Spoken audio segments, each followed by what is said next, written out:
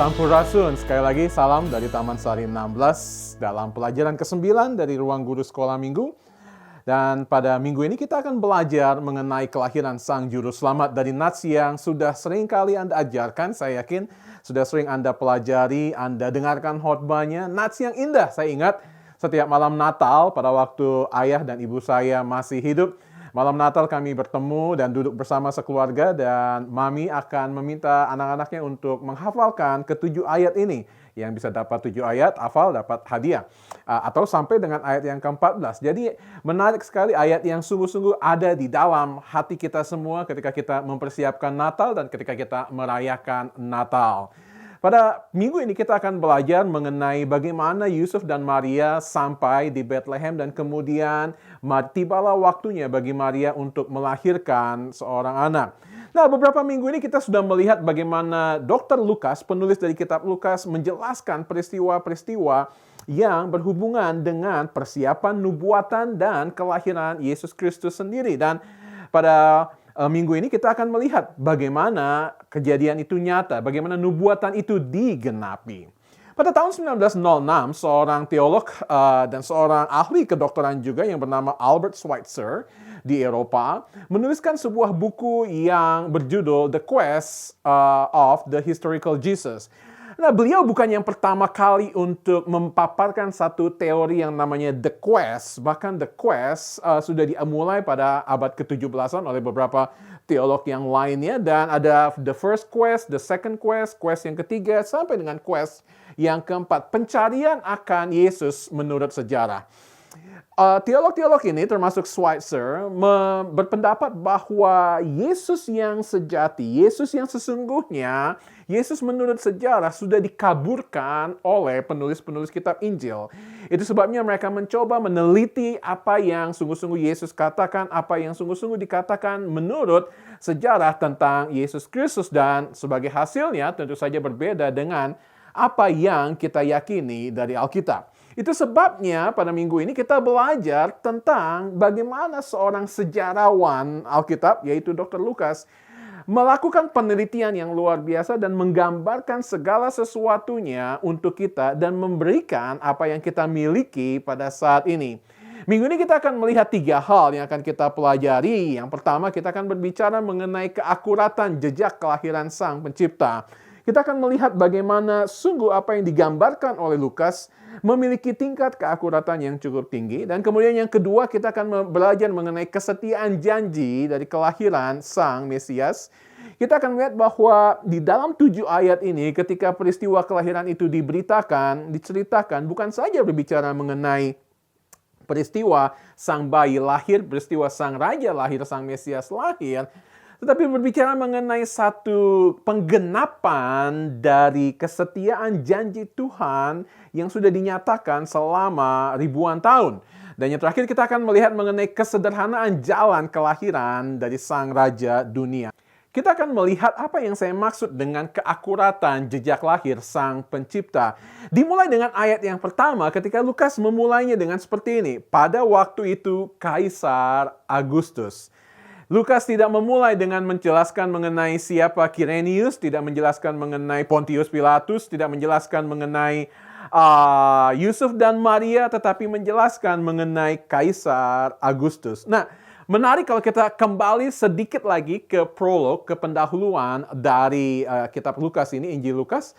Dia mengatakan seperti ini, karena itu, setelah aku menyelidiki segala peristiwa itu dengan seksama dari asal mulanya, jadi dia ingin menjelaskan segala sesuatunya kepada penerima suratnya. Nanti kita akan berbicara. Dia katakan, aku mengambil keputusan untuk membukukannya dengan teratur bagimu supaya engkau dapat mengetahui bahwa segala sesuatu yang diajarkan kepadamu sungguh benar. Itu apa yang dikatakan oleh Lukas. Dan mari kita lihat siapa itu Theophilus. Kita tidak terlalu banyak menerima informasi tentang Theophilus. Bahkan kita tidak tahu apapun mengenai Theophilus selain dari prolog dari Lukas 1 dan kitab Kisah Para Rasul pasal yang pertama. Tetapi kalau kita melihat dan membandingkan dua prolog itu side by side, ya, kita membandingkan, kita akan mulai dapat melihat bahwa di dalam kitab Lukas, Lukas memanggil dia dengan mengatakan Theophilus yang mulia.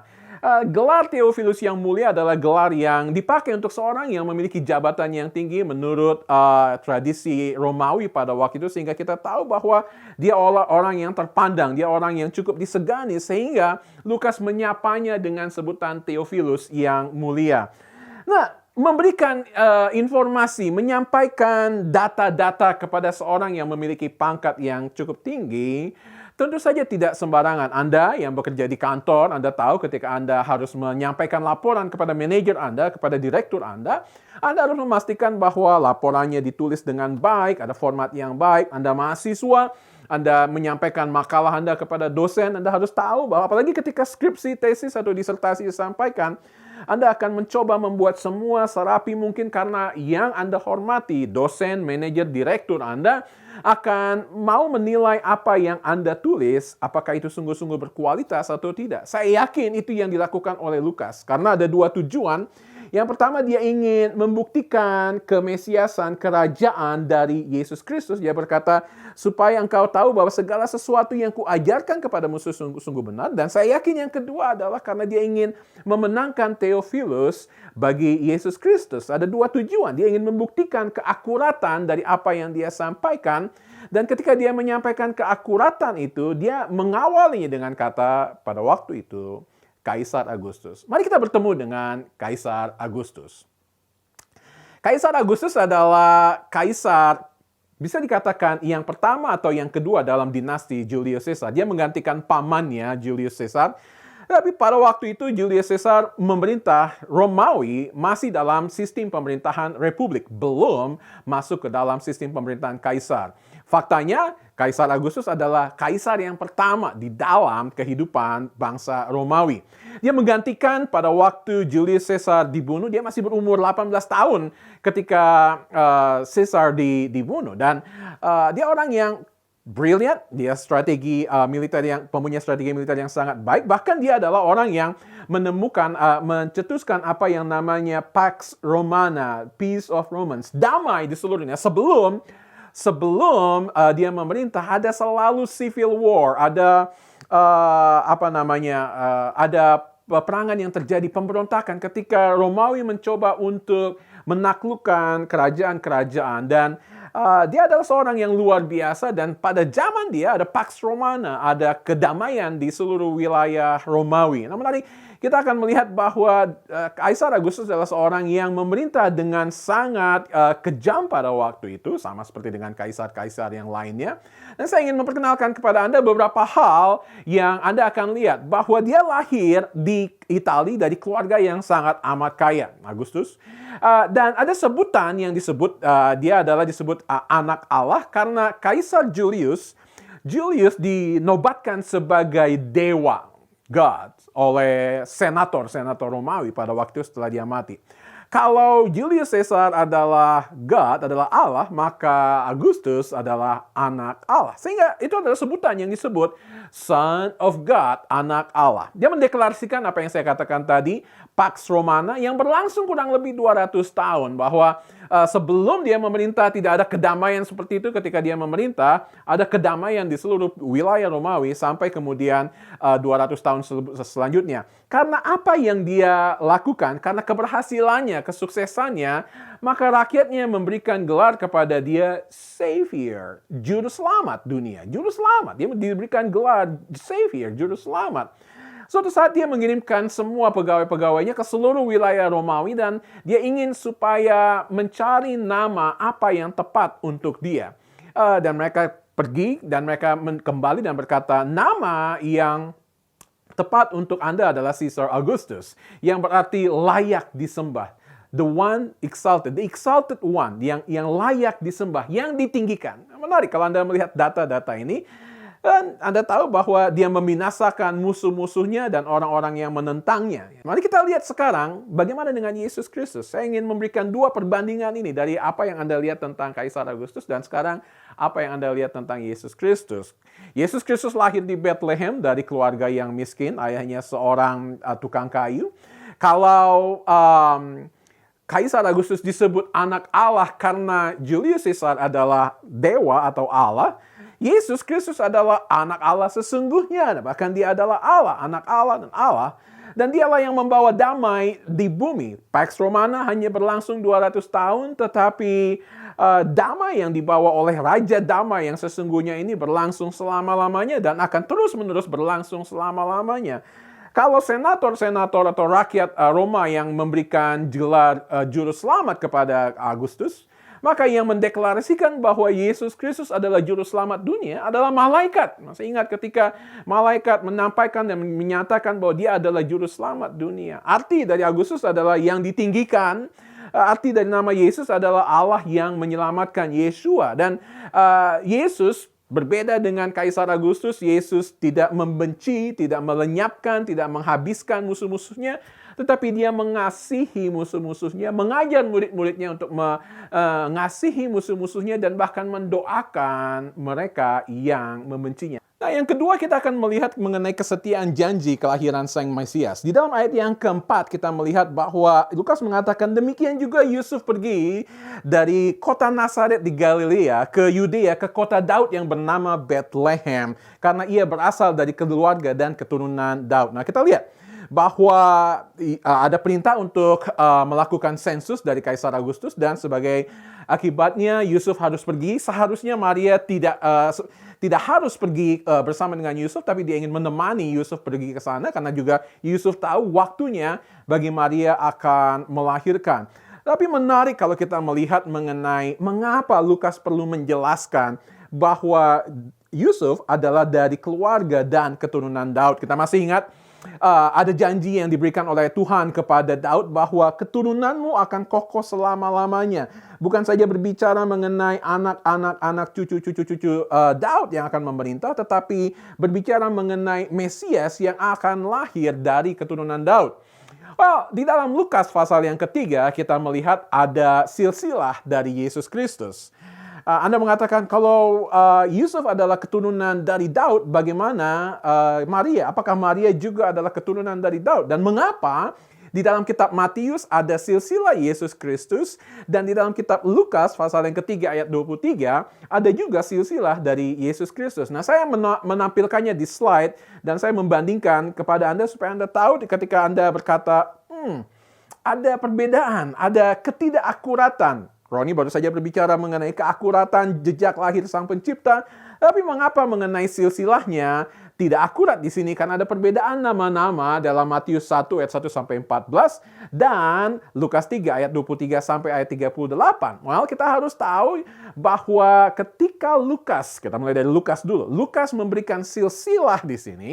Lukas memberikan silsilah Yesus dari garis keturunan Maria.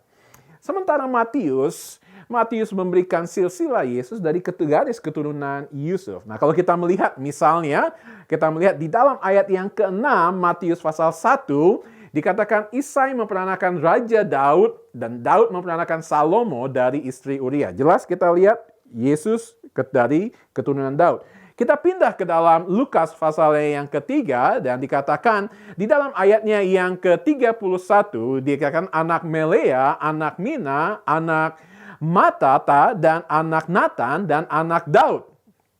Kita lihat baik dari dua-duanya adalah anak dari keturunan dari Daud. Sehingga apa yang dilakukan oleh Lukas di sini adalah untuk mencoba membuktikan kesetiaan janji Tuhan. Ada nubuatan yang diberikan bahwa dari keturunanmu Daud akan lahir Sang Mesias. Dan bukan dari setengah saja, tetapi dari dua-duanya. Lalu apa yang dapat kita ajarkan kepada murid-murid kita sehubungan dengan hal ini? Anda tahu bahwa janji yang diberikan oleh Tuhan kurang lebih 900 tahun sebelumnya. 900 tahun. Dan Tuhan menggenapi janji Tuhan tersebut. Kalau Tuhan, Allah yang setia di dalam perjanjian lama adalah Allah yang setia menggenapi janjinya. Sampaikan kepada murid-murid Anda bahwa Allah itu juga adalah Allah yang setia kepada janji apapun yang sedang Anda nantikan dari Tuhan. Anda sedang menanti janji penggenapan Tuhan untuk pekerjaan misalnya. Sudah menanti 1 atau 2 tahun. Tuhan pasti akan memberikan. Anda menantikan janji apapun dalam kehidupan Anda. Kalau Dia adalah Allah yang setia selama lebih dari 900 tahun, Dia adalah Allah yang setia yang sedang menyiapkan jawaban yang luar biasa di dalam kehidupan Anda. Yang terakhir kita akan berbicara mengenai kesederhanaan jalan kelahiran Sang Raja Dunia. Ketika Yesus lahir, dia memilih untuk lahir di kandang yang hina di Bethlehem. Ketika dia lahir, dia memilih untuk lahir di kota Bethlehem yang kecil. Ketika dia lahir, dia tidak memilih untuk lahir di Yerusalem, tempat pusat keagamaan di situ, tapi dia memilih untuk ada di Bethlehem, untuk di kota Daud, untuk ada di satu tempat yang hina, untuk menunjukkan kesederhanaan dia. Mengingatkan saya kepada apa yang Paulus kemudian tulis berbicara mengenai Yesus di dalam apa yang kita kenal dengan him dari Yesus, dari Paulus. Dia mengatakan di dalam pasal 2 ayat 6 sampai 7 dia berkata, yang walaupun dalam rupa Allah tidak menganggap kesetaraan dengan Allah itu sebagai milik yang harus dipertahankan, melainkan telah mengosongkan dirinya dan mengambil rupa seorang hamba dan menjadi sama dengan manusia. Dia yang adalah raja di atas segala raja. Dia adalah Tuhan di atas Tuhan. Dia yang bertahta di surga. Dia rela meninggalkan segala sesuatunya, lahir di kandang yang hina, mengambil rupa bentuk manusia, dan rela hidup 33,5 tahun. Dan bahkan kemudian mati di kayu salib yang hina untuk Anda dan saya. Kelahiran Sang Juru Selamat kiranya akan menjadi berkat buat kita ketika kita menyiapkan Natal, ketika kita menyiapkan pelajaran kita untuk dibagikan kepada murid-murid. Dan dari Taman Sari 16, sekali lagi, saya dan seluruh karyawan dan staf Lembaga Literatur Baptis mengucapkan terima kasih untuk apa yang Anda lakukan untuk ribuan anak-anak sekolah minggu, murid-murid sekolah minggu di seluruh Indonesia. Kritik dan saran kami tunggu untuk masukan yang lebih baik. Kiranya Anda diberkati dan selamat melayani. Tuhan Yesus memberkati.